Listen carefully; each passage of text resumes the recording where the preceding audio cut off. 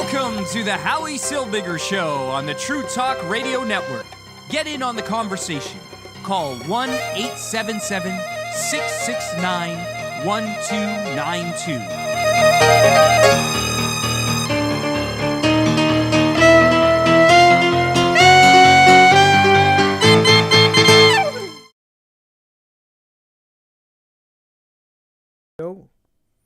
And good evening, I'm Howie Silbiger. This is the Howie Silbiger Show right here on the True Talk Radio Network.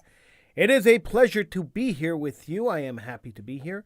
The number to call if you want to get in on the conversation, the number to call is 1-877-669-1292. That's 1-877-669-1292.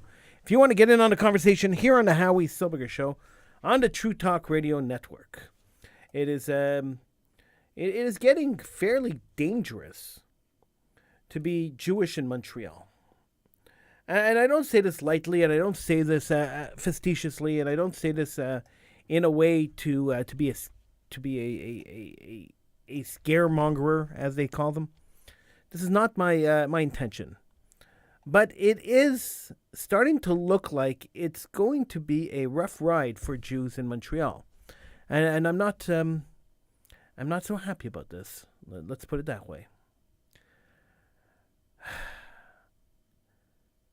Earlier this week, a young Jewish man was standing outside the factory that he works in, a local meat factory, a Montreal meat factory, when a disgruntled worker, a Lebanese butcher, came out of the factory. He was just fired. He came out of the factory and planted a pair of scissors into the young Jewish man's face.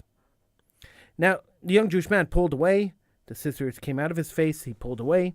He tried to get back into the factory, but the Lebanese guy lunged at him again, but missed him the second time as he ducked into the factory to save himself.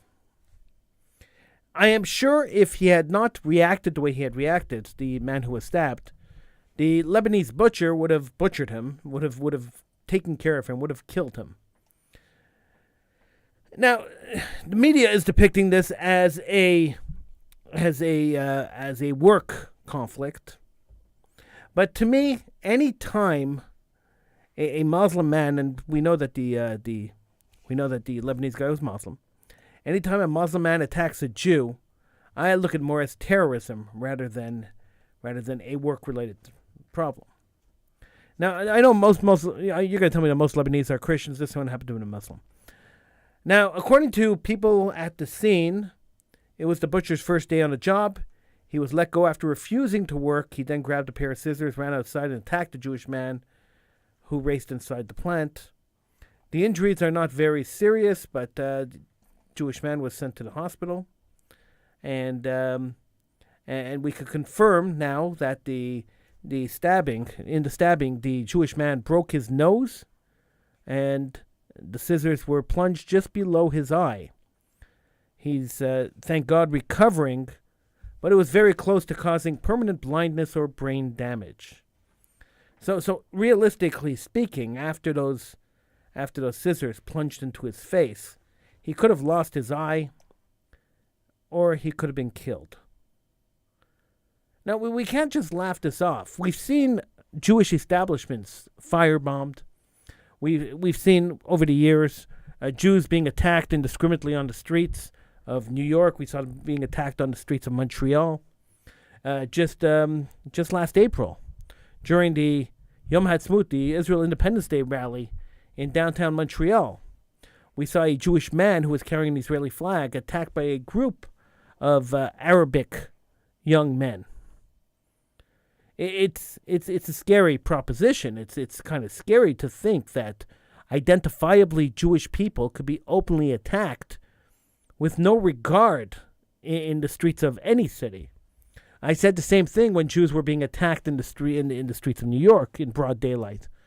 But the attacks on Jews in Montreal in broad daylight happened over the course of many years here in the city, and we've never really addressed them. Sure, B'nai B'rith has said that there's a rise of anti-Jewish sentiments in Canada over the last year or so, And the rise is equivalent to a rise that was in 1986. We haven't seen this level of anti-Jewish attacks since 1986. So that's 37 years ago. It's kind of scary, if you ask me, as a identifiably Jewish person who works in Jewish buildings. It is kind of scary when you think that people are indiscriminately attacking Jews and nobody seems to care. The police have shirked it off. They arrested the guy. The guy will get charged with assault with a deadly weapon, I'm sure. He'll probably go to jail for a year or two and then be released, or won't go to jail at all, because that tends to be what happens. And nobody's going to even think, even consider that this may have been a terror attack against a Jewish target in Montreal. Now, why do I say terrorism? Because it was an Arab guy, because he attacked a Jew? No, not necessarily. Think about this, and we have to really analyze the situation. So, people who work at the plant, and I'll tell you, the plant is a big meat processing plant. It's the biggest kosher meat processing plant in the city. People who work at the plant have said, they told the media, this is published reports, that this man was hired as a butcher, but refused to do any work. When they fired him for not working, because when you work as a butcher, they expect you to butcher. When you refuse to cut meat and you refuse to do your job, they have every right to fire you, especially on your first day of work. So when they fired the man after his first day of work, his reaction wasn't, oh, darn it, I got fired. I have to go find another job. How are my kids going to eat tonight? His first reaction was to grab a pair of scissors and attack a identifiably Jewish person. To grab a pair of scissors and plunge it into another human being's face. And then pull the scissors out and then try to plunge them in again into another part of that human being's body. Not anticipating that after he got his scissors in the face, he was going to run for his safety. And he did. He managed to escape into the building. And the guy wasn't able to stab him a second time, although he tried. You can watch the video. It's readily available online on YouTube. One has to wonder, was this a planned terror attack? Did this man have a larger plan? If he so quickly decided to attack a Jewish person and plunge a pair of scissors in the face, I mean, it's not easy to attack somebody like that. You're looking straight in the face and you plunge a pair of scissors right into their face. That's not an easy task. It's not an easy thing to do unless you're a psychopath. So, if this man had other plans, and then we have to wonder, then we have to ask the question, because this is a very, very important question. We see in the food industry, in particular in Montreal, in the kosher food industry, we see that the majority of the people working in kitchens, the majority of the people working as waiters for various caterers and various takeout places, various restaurants in the kosher establishments, are generally Arabic people. Now, I have no issue whatsoever with Arabic people, and I think that the majority of Arabs are actually peace-loving people who want to live a peaceful life. But there are a segment of people who are Arabs who are not so peace-loving and who want to hurt people, particularly Jews. Now, why Jews? I mean, there may be various reasons. It might be a religious reason. It might be a political reason. Who knows? There are plenty of reasons why people attack other people. So, if the case is that we don't know who is going to attack at any time, because I'm sure the people in this meat processing plant knew that this guy was a psychopath, they went to hire him. So you don't know. And if you don't know, why do we keep taking the chance? I've been to events that have had heavy security. And I've watched as kitchen staff bypasses security. They go into work bypassing the security. So nobody checks kitchen staff. So kitchen staff shows up at a synagogue. There could be 3 security guards standing in front of the synagogue, and they'll walk in with bags filled with knives and filled with whatever, and nobody even takes a second look. Now, what if as this guy in this meat processing plant, it was obvious he wasn't there to be a butcher.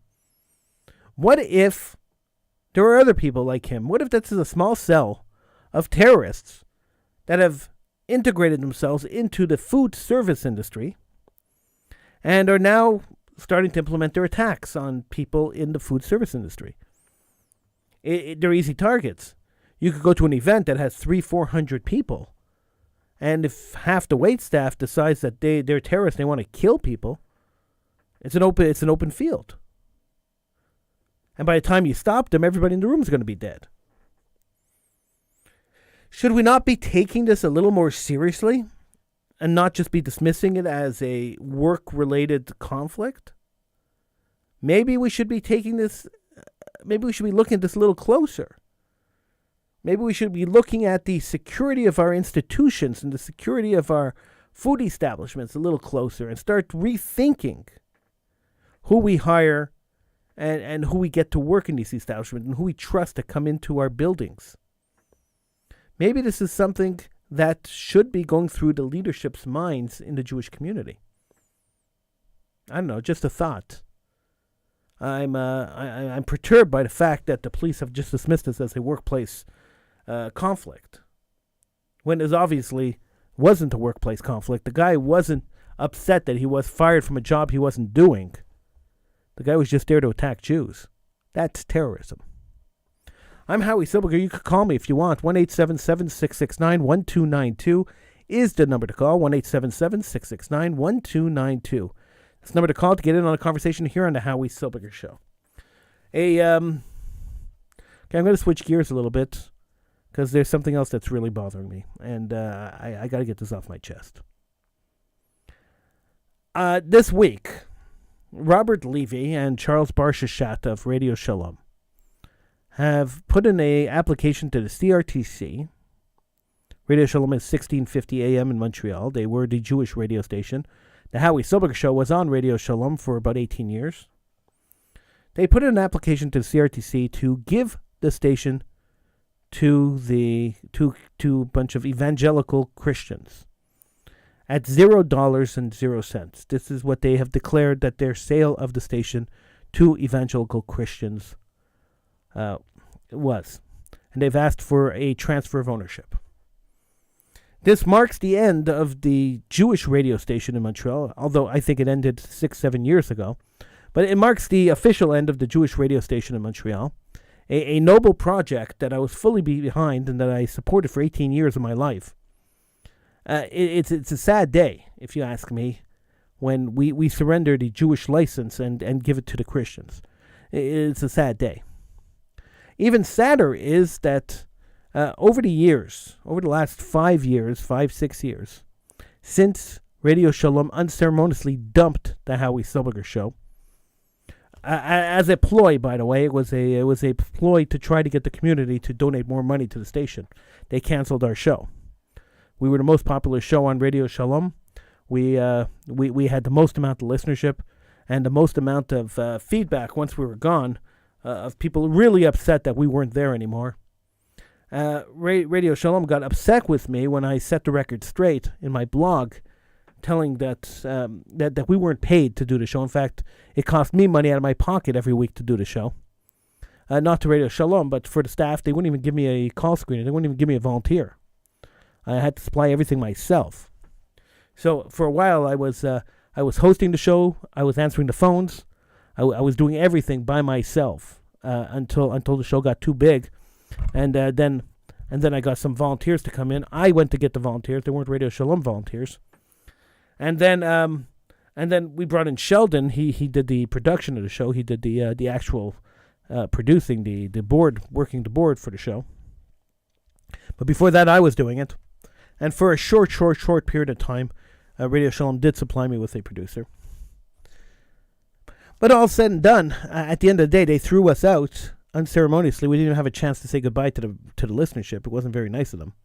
They threw us out simply because they were trying to cajole the community to give us more, to give them more money. We went online, and we've been doing the show online ever since. But that's what happened. So now, with the end of Radio Shalom has applied to the CRTC to transfer the license to evangelical Christians. With the end of Radio Shalom, it saddens me that over the last 6 years, we've made True Talk Radio, myself, other people, Jewish people have made offers to Radio Shalom in the hundreds of thousands of dollars to purchase the station. Even though the equipment and the station itself wasn't worth the money, we wanted to save Jewish radio in Montreal.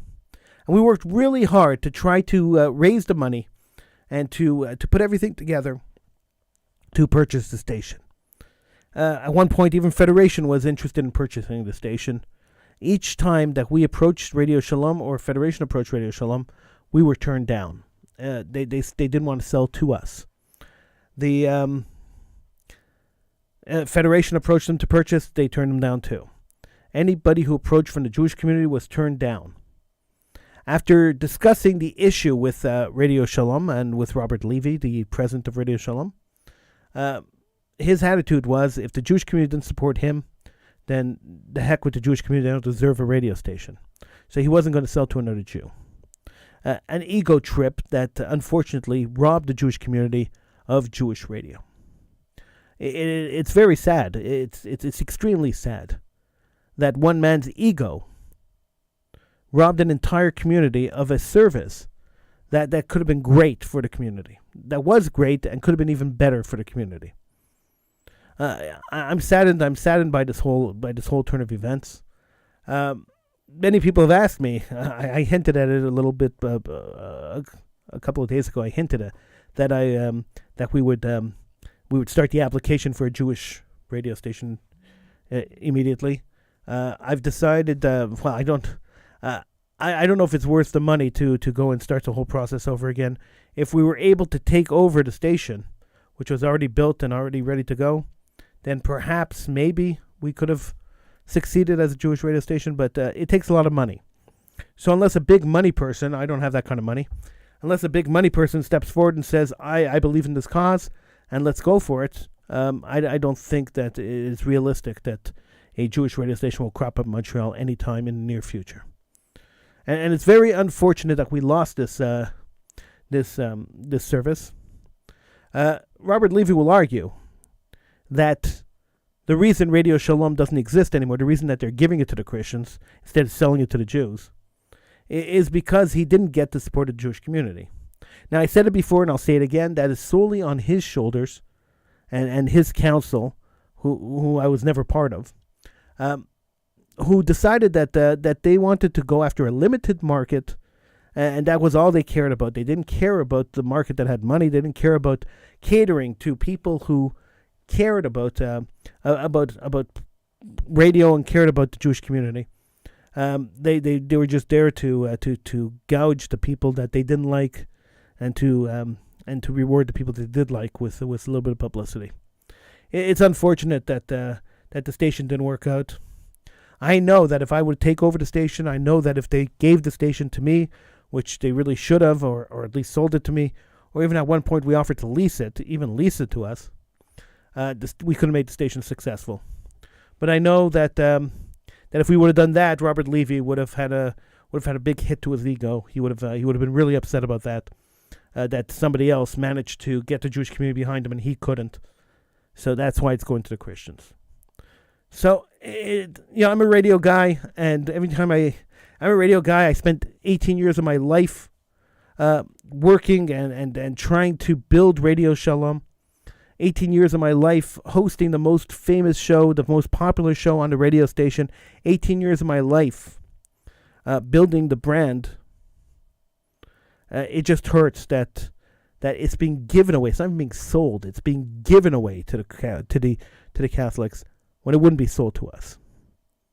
Shameful. Really shameful. This station could still be in the Jewish community. This station should still be in the Jewish community. And it's a crazy system. The CRTC licensing system it's a crazy system. It's insane. Where one person could hold a license hostage for an entire community. While he held a license for the Jewish community, nobody else could apply for one because the CRTC won't give two licenses to the same community for a community station. If one community station isn't serving the community, then then buy the station, do something to the station. But a stubborn old man stood in the way. And it's very unfortunate. I'm Howie Silbiger, 1-877-669-1292. That's 1-877-669-1292. If somebody with a lot of money came along and said they wanted to open a radio station, I'd be more than happy to work with them and try to get a Jewish station back on track and try to get a Jewish station back on the air. That would be really good for the Montreal Jewish community. We were the only 24-hour, 6-day-a-week Jewish radio station in North America, and it would have been really nice to have taken that over and to make a success out of it. Unfortunately, that wasn't God's plan. That wasn't the plan of anybody at Radio Shalom. And now, as their operations fall down, I bid them all the best. I don't have any hard feelings towards them. I'm just very disappointed that stubbornness and ego got in the way of making a community station actually a community station. Such a shame. Such a waste of potential. Such a waste of money. Such a waste of resources. And now it's gone. It's just upsetting. 1-877-669-1292 is the number to call. It's not like the Jewish community has a lot to go for. I mean, we have we don't have very much. I mean, there's no TV show, there's no real media. So this was something that we had, and now we're losing it. It's really, really sad. As you can see, I'm actually upset about it. I know I like to pretend I'm not, but I'm actually upset about it. I spent a lot of time there, and I like the station. I really like the place. We offered them just about a year ago or 2 years ago. We offered them almost $200,000 for the place, and they turned us down. We made offers for over hundreds of thousands, for $100,000, $150,000. They turned us down. Continuously turning us down, and we, after a couple of offers, and a couple of people going in and offering, a couple of other people going in and offering, a couple of people not even associated with us offering to take over the station, we realized it was nothing to do with the money. And that's where it got really sad, when we finally realized that it wasn't about the money. it was about the ego. And unfortunately, that's radio. Radio is all ego. He's not the only one to have an ego in radio. I'm one of the few that really don't, play out the ego game on radio. I like having people on the show with me. I like giving airtime. I like helping and training people. I spent my whole life having young people on the Howie Silbiger show, training them and working with them. So I'm not the kind of guy who's about ego. I'm the kind of guy who's about working for the community, and if we're doing something for the community, it's for the community. It's not for me. It's not for you. It's for the community. I do this show. I try to get on every night. As I told you before, I have I'm still having these crazy side effects from this drug that I was put on. It was a mistake, and I'm still suffering from that. So I'm on and off and on and off. I'll eventually get back to a full schedule. So I apologize for not being on every night, but things happen. So here we are. The Jewish community, is the Jewish community imploding? That's the next question I have to ask. Montreal Jewish community, are we imploding? Are we falling apart? A Jewish man stabbed in the face, then the radio station falling apart. It's a really bad week.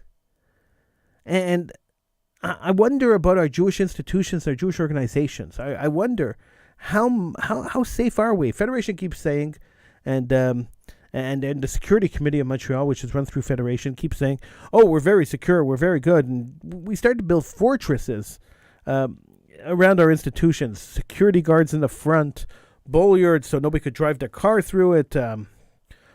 Closed parking lots. We have special film on the windows so that the windows can't be shattered. We have all this stuff happening, all this money being spent to build fortresses out of our institutions. Bag checks at the Y. I could go on and on and on about the security measures that are being taken in the community. And one has to wonder, what is the threat? They never tell you what the threat is. They just tell you that we're upping security, and then they tell you, don't get excited, don't worry. There's no threat, but we're going to put some more security guards in your buildings and security cameras, and we're going to put more lighting up and maybe some patrols. We'll patrol, but don't worry, there's no threat. Well, if there's no threat, then why are we spending so much money, tens of millions of dollars, increasing security and watching all our buildings? Why are we doing this if there's no threat? So what is the threat? Where is the threat? And who are threatening us that we have to do this? Now, we know that we've had synagogue shootings in the States. There hasn't really been much in Canada. We've had a couple of events where people have been stabbed in the face, like the event that happened this week. But we haven't really seen mass, thank God we haven't seen mass terror attacks against the Jewish community in Montreal. Thank God. Is it because of our extra security, or is it just because Montreal's not a target? I don't know. I can't answer that question. I have no idea. I can't imagine that a security guard, an unarmed security guard standing in front of a synagogue is really a deterrent for a terrorist who wants to come in and shoot people. Because the first person who'll shoot is the unarmed security guard standing in front of the building. So what is the purpose of the security guard standing there? So, to check bags? All right, fine. I can see that. Okay, so there's an unarmed security guard standing in front of the building, checking bags. What happens if he finds something in a bag? What if there's a bomb in a bag? What's that unarmed security guard going to do? Nothing. The unarmed security guard is going to do nothing. He's going to blow up the same way everyone else is in the building. So what is the point of having an unarmed security guard there? So there could be two things at play here. And it all depends if you are a cynical person, if you're a realistic person, or if you are an optimist. This is how it breaks down. So an optimist will say that the security guards are there just in case something happens. They could call the police. They could intervene. They are slightly trained in intervention and crowd control. They could get people out of a building quickly. They could evacuate the building. They could ensure that people coming into the building aren't carrying knives and guns.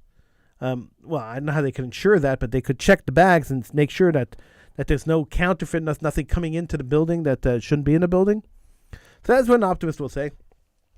And it gives the impression that we are safe. So when people walk into the building, they see a security guard standing there, they feel, and feelings mean everything today. Facts don't matter anymore. It's all about feelings. So they feel that they are safe. They feel that it's an illusion. It's a safety illusion. And when you bring in more than one security guard in for the high holidays, so you have a sniper on the roof. Ooh, we have a sniper on the roof. The congregation feels like they're being protected. Now, these measures, of course, won't stop an attack, but at least the illusion of stopping an attack is there. The pessimist will say, or the realist will say, the idea of a security guard standing in front of a building, and this is really where my mind goes all the time. The idea of a security guard standing in front of a building, the idea that they're checking your bags, the idea that you have to walk through a metal detector in some places, the idea that they're constantly warning you or constantly upgrading the security in buildings and putting bollards in the front and cameras and lights and all the security equipment is a fear-mongering tactic in order to generate a mass control of the population. This is what the realist or the skeptic will say. That this is there to generate a mass control of the population. That the idea is that if we are scared enough, we will do everything our community tells us to do in order to stay safe. The only issue I have with both of these things are personal experience. It always goes back to personal experience. So if we were living in a city where the leadership of the city, the Jewish lay leadership of the city, decided that we have to be safe And so they were going to illustrate the safetiness and how much they're saving us and how much they're protecting us by putting in the security guards and everything else. I would buy it if I didn't have some personal experience in this. So years ago, I ran an organization called Save All Jews Everywhere. It was the early 1990s. I was a young guy, and I ran this organization called Save All Jews Everywhere. I founded it and I ran it. I co-founded it, but anyway, we were running the organization here in Montreal. And one day, I found out through a source that a synagogue, a local synagogue, was desecrated with swastikas. The front doors of the synagogue were spray painted with swastikas. And I turned on the news. It was 8 o'clock in the morning. I turned on the news at 8 o'clock in the morning. The radio news, and radio was always the first ones to carry the story. Nothing. Radio silence. Not even a mention that there was a swastika daubed on that synagogue. And I thought, isn't that weird? Here's a major attack on the Jewish community, and not even a mention on the news. Why? Why wasn't it mentioned? So I called the newsroom, and I spoke to a reporter in the newsroom, and I said, hey, my name's Howie Silbiger. I'm calling from Save All Jews Everywhere, and I'm just calling to make a comment about the swastikas on the synagogue. The reporter said, what swastikas? We didn't hear about swastikas. And I said, yeah, swastikas on the synagogue. And I gave him the address of the synagogue. This is where the synagogue is. There are swastikas on the door. The reporter said, hold on a second, put me on hold. I guess they must have called the police to check. Next, they came back on and said, oh, there were swastikas on the door of that synagogue. Funny, we didn't know about it. All right, what's your comment? I'm going to record you. And they recorded my comment, and I led off the news every hour for the rest of the day with multiple comments that I made about the swastikas on the doors. Essentially, my comments were that neighbors, people living around Jewish institutions should keep their eyes open. And if they see anything going on around their institutions, they should call the police immediately. There should be a neighborhood watching the institutions, watching them. And, people live around all these institutions. Keep your eyes open for anything happening, day or night. If you see anything, call the cops immediately. And that that Save All Jews Everywhere, on behalf of our membership, strongly condemn the baseless, the horrific vandalism of our synagogue. I let off the news every hour for the rest of the day. Around 3 o'clock in the afternoon, so that was 8 o'clock in the morning, around 3 o'clock in the afternoon, I got a call from a very vocal pulpit rabbi in Montreal who said to me, Howie, how dare you call the news? And I looked at him, I said, excuse me? I looked at him, I answered him, excuse me? He said, how dare you call the news? Who gave you the right to speak on behalf of the community? And this guy was very involved in Federation, and I said to him, and I answered him with the same question. I said, who gave you the right to speak on behalf of the community? And he said to me, well, I'm part of Federation. And I said, yeah? I don't remember voting for Federation to be my spokesperson. So who gave you the right to speak on behalf of me? And he said, well, Federation speaks on behalf of all Jews. I said, Federation doesn't speak on behalf of me.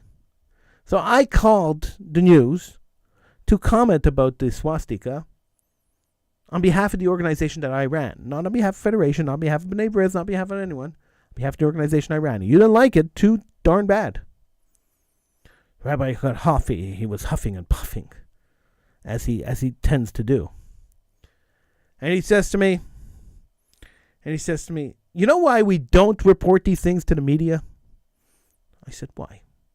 He said, because we don't want copycats. And the second you report it, and it makes the papers and it makes the TV sets, then suddenly 4 other synagogues are going to be desecrated because copycats will go out and do it. What a dumb reason not to report it to the media. What a dumb reason not to tell the community that an institution next to you, an institution near your house, was desecrated. What a dumb reason. It didn't even cross my mind that this could possibly potentially be a reason for smart people. I still think it's dumb. And it's 30 years later, I still think it's dumb. And I think it's dumb for many reasons. And I'll tell you the main reason I think it's dumb is that there are hundreds of people who live around these institutions who all have houses that face the institution or are backing the institution. If you have people who live around the institution, use their eyes. Have them look out your windows, watch the institutions. I mean, you don't have to sit there vigilant day watch, but occasionally take a look outside. If you see anything going on, call the police. In my opinion, 100 eyes are better than 2. 100 eyes on the street are better than a camera in the front of the building. 100 eyes on the street will see more than a security camera will ever see. He disagreed with me. Naturally, he disagreed with me. Because people who are involved in Federation, people who are involved in the Security Council, people who are self-important like that, are never wrong. And he condemned me publicly. All right, he wasn't the first one to condemn me publicly. It doesn't really bother me when people condemn me publicly because I'm going to do what I do anyway, and I really don't care about the condemnations. You can condemn me from today till doomsday. It doesn't change anything for me. I'm going to express my opinion, and I'm going to tell it the way it is. I'm going to tell you the truth. I'm never going to get on here and lie to you. I'm never going to get on here and sugarcoat something. I'm always going to tell you the truth. And I'm always going to tell you how I feel about something. So if you don't like it, you don't have to watch the show. You don't have to listen to the show. You don't have to be part of the show. You don't have to call in. But if you don't like it, you can call in. That's why I have open lines. And people always ask me, why do you pay for an 800 number? You hardly ever get calls on the show. And my answer is always the same. Anytime anyone asks me that question, my answer is always the same. I pay for 800 numbers so that anybody in North America who disagrees with something I say could always call in and always argue with me. They could always talk to me. I have no problem defending anything I say on the show. I have no problem providing proof on anything I say on the show. So, if people want to call in, the lines are open. If I didn't have lines open, and I was doing a show like this, then the critic will come to me and say to me, hey, wow, what is this, a monologue? You don't like dissension, so nobody could call in? So either way you go, you can't win. So I might as well pay for the line, have the line available. If you choose to use it, that's great. If you choose not to use it, that's your prerogative too. But if you choose not to use it, and then you come attack me on other media or through another channel, I will always say, hey, the lines are open. You don't like something, you could always call in. You could always argue with me. The lines are always open. So let me give you the number again. 1-877-669-1292 is the number to call. 1-877-669-1292. We broadcast on about 6 different platforms, and there's always hundreds of people watching. So out of the hundreds of people watching, if you choose not to call in, that's your prerogative. I'm not the one who's going to force you, and I'm not the one who's going to stop you. So the lines are there. All right. So now now Federation has made a policy, by the way, that they don't notify the community about desecrations, about attacks on the Jewish community. Only the big attacks are reported. The smaller attacks are never reported because they don't want to scare the community. They don't want to cause mass panic. That's the reason. And when I had a meeting with members of Federation, people who make these kinds of decisions, I asked them. I said to them, "You don't want to cause mass panic? Is that why you don't tell people?"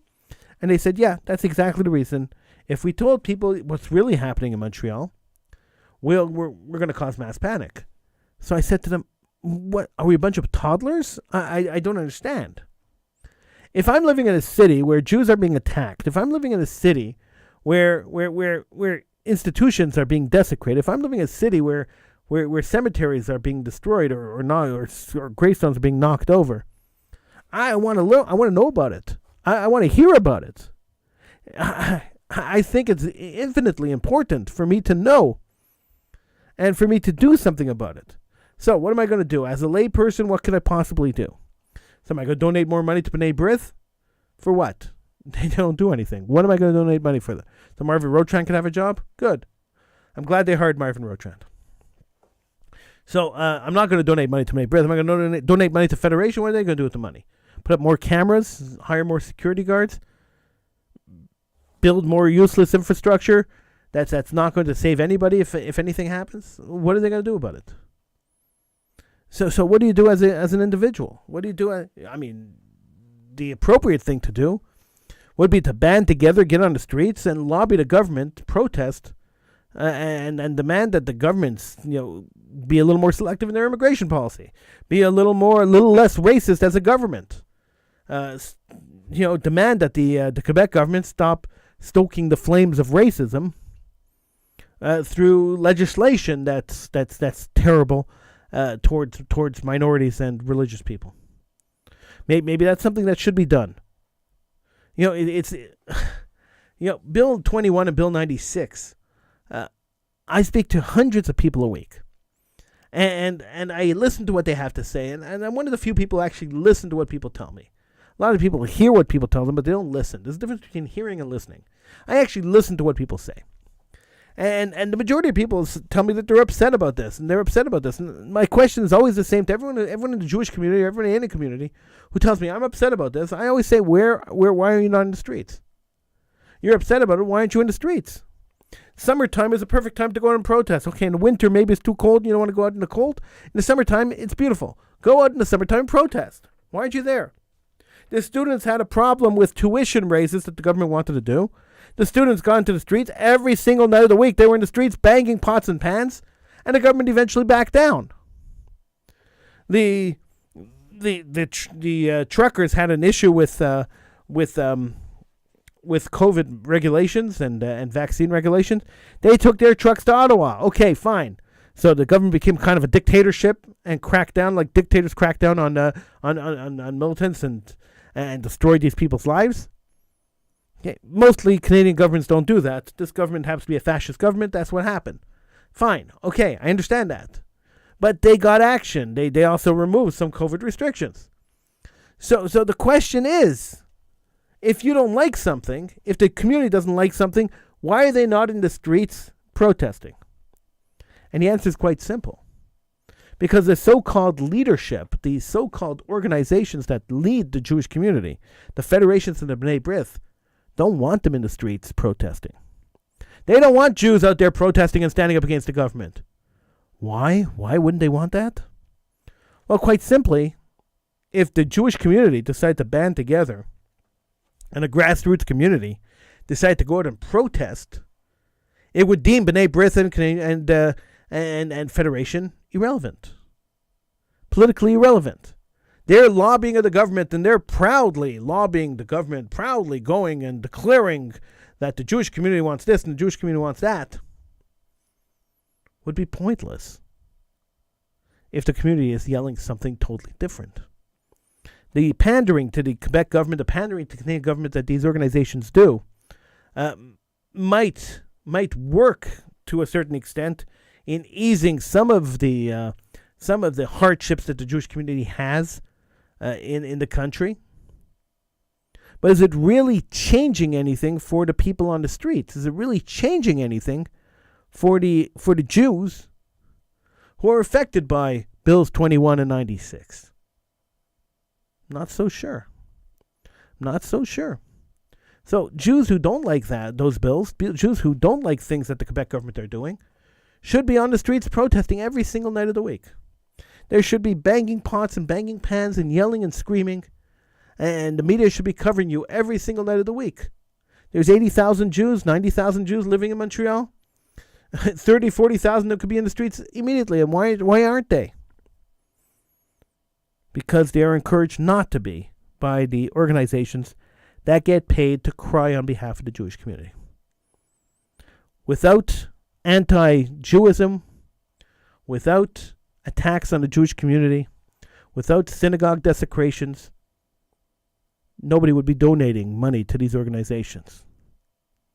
If the Jews get up and try to stop it, if the Jews get up and try to protest it, and the Jews get up and are upset about it, these organizations would cease to exist. And the self-important people involved in these organizations would disappear. They wouldn't be so important anymore. And that's why you don't see mass protests when things happen to the Jewish community. It's not good for the business. Now, I know that's a cynical way to look at things, and I know people who are involved in these organizations, some of them work with their full heart, and they mean well, and I have no doubt that they do. And some of them do excellent jobs, and they work really, really hard. And I have no doubt that they mean well. But at the end of the day, it comes down to dollars and cents. It comes down to donations. It comes down to political dominance over the community and mass control of the population. If you could achieve that, well, then you're the greatest organization ever to live, right? 1-877-669-1292. What do you think? Do you think I'm being too cynical? A lot of times people think I'm being too cynical. People say to me, Howie, I heard your show. I mean, you've gone a little off the deep end. You're a little too cynical. And I think about it. And, when people tell me things, I actually take it to heart and I think about it. And I think maybe I pushed it too far. Maybe I pushed the envelope a little too far. And then I listen back to the show. I always listen back to the show. I always like to hear what the show sounds like. I always like to hear the arguments I made as a listener rather than as the host. And most of the time, I find that I didn't go too far. In fact, sometimes I feel I didn't go far enough. Sometimes I feel that I didn't say as much as I wanted to say. I held myself back. And I do that occasionally. I hold myself back because if I don't hold myself back, sometimes the repercussions are great. A few years ago, I was working at a coffee shop in a Jewish institution. Well, Jewish. I'll put Jewish in quotation marks. In a Jewish institution here in Montreal. And the coffee shop was under the certification of a kosher food certifier. And they lost their certification. Well, not really lost it. They kind of gave it up because there was a little squabble about how much lettuce could be washed in a day. I mean, it was a petty squabble over lettuce, which was relatively irrelevant in the overall schemes of running the coffee shop. But anyway, they had a squabble about lettuce, and the hospital decided that they were going to give up the hashgacha, the certification. They were going to wash as much lettuce as they wanted to wash. That was it. So I got on this show right here. I sat in this chair right here in the same studio that I'm sitting in right now, and I said that by losing their certification, the hospital, which is the only kosher hospital in North America, really everything in the hospital is kosher, the only kosher hospital in North America, has just joined the Hellenists that have been destroying the Jewish community for years and years and years. This was the statement I made. And they didn't like that. Nobody likes being called a Hellenist, I guess. And they fired me. And that's fine. I didn't mind losing the job. I made the point. They eventually got their certification back. But the point I was making was that the Hellenists have taken over the ship. Jewish values in our organizations have disappeared in Montreal. They don't exist anymore. Organizations are open on Saturdays. They have non-kosher events. The idea that Jewish tradition existed at one point has totally disappeared. The last vestige of old Jewish Montreal would be the Jewish General Hospital, which is still a kosher certified hospital. But it's one of the last ones. The Y was a holdout. It was the only Y the Jewish Y was the only Y in Montreal, was the only Y that wasn't open on Saturdays. And a few years ago, they decided to change that. And we did protest that, and Jews did get out and actually protest that, but they decided to change it anyway. So we are living in a city where the Jewish community is imploding.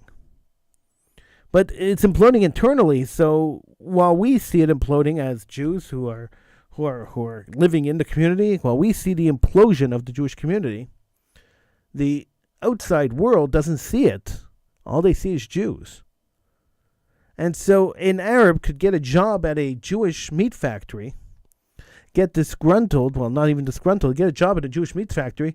I'm using the word disgruntled because that's what the article says, but he wasn't really disgruntled because he got a job there knowing he wasn't going to go work. He showed up to work and didn't do any work. So they fired him, which was his excuse to attack a Jewish guy with scissors and stab him in the face. We live in a city where one man could own a Jewish radio station and hold it hostage for 6 years and then give it away to Christians with not a peep from the Jewish community. 6 years. He held it hostage. saying, I want to sell it, but anytime anybody came over to buy it, they refused to sell. So he basically held it for 6 years and then gave it away. We're imploding. And is there a way to stop the implosion? Once the charges are set, is there a way to turn it around? Is there a way to take the community back and to try to rebuild the community? The split between the Orthodox community and the secular community is growing. It's becoming a chasm.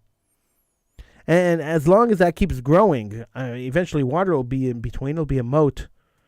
And then the drawbridge will never be big enough to bridge the moat. The time is now. So if you care about your Jewish community, if you care about it, then you have to start taking action. You have to start working to ensure that the Jewish organizations respect basic Jewish tradition. I'm not saying everyone should be Orthodox.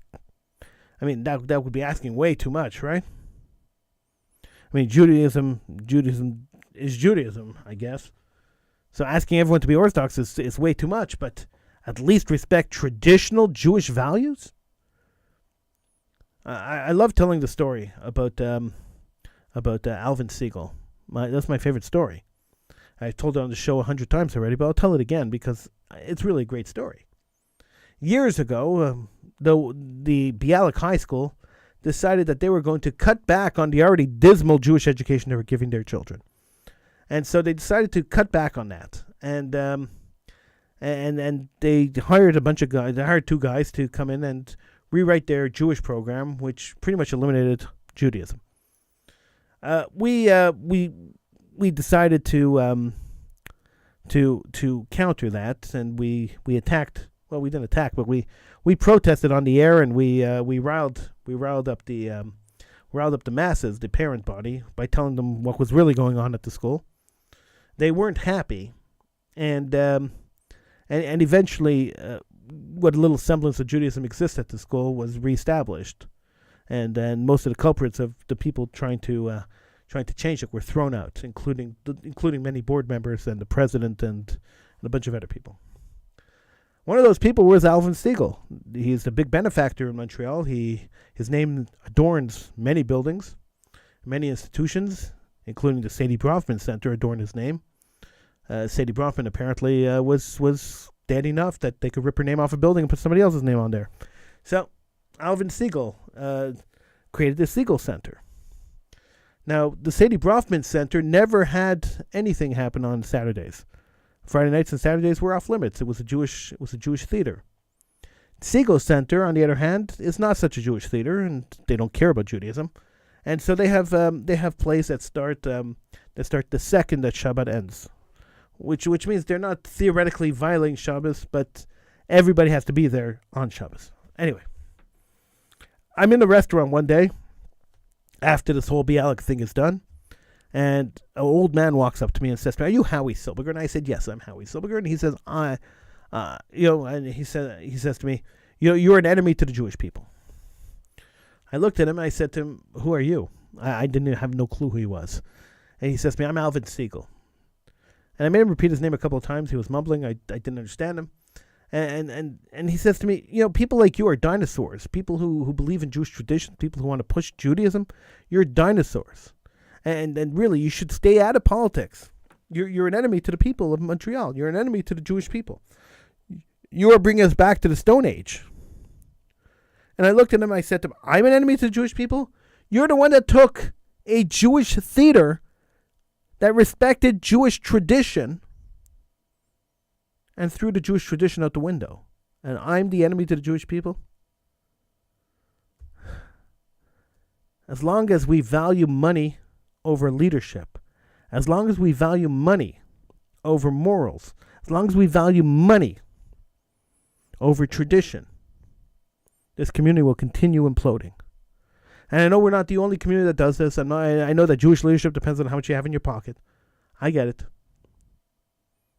But if we continue looking at the traditional Jewish community and the implosion that's happening within that Jewish community, and we don't recognize that the problem is our leadership, the problem is the way we choose our leaders, the problem is the way we groom our leaders, the problem is the way we train our leaders, then this problem is never going to solve, and there will be a huge split. There already is. It'll just get bigger and bigger. And eventually the secular Jewish community, whose intermarriage rate is growing and growing and growing because we don't believe in Jewish tradition anymore, eventually the intermarriage rate will make the community disappear. And the only thing that will be left will be the traditional Jews, the dinosaurs, the enemies to the Jewish people. I'm Howie Silbiger. It's the Howie Silbiger Show. There will be no Political Hitman this week. We'll be back next week with Political Hitman right here on the True Talk Radio Network. Thank you so much for joining me. If you want to reach me anytime, you could send me a message on Facebook. You could join the Howie Silbiger Facebook groups. You could email me, howie@truetalkradio.com. You could download the True Talk Radio Network app from the App Store. Any of the app stores, it's there.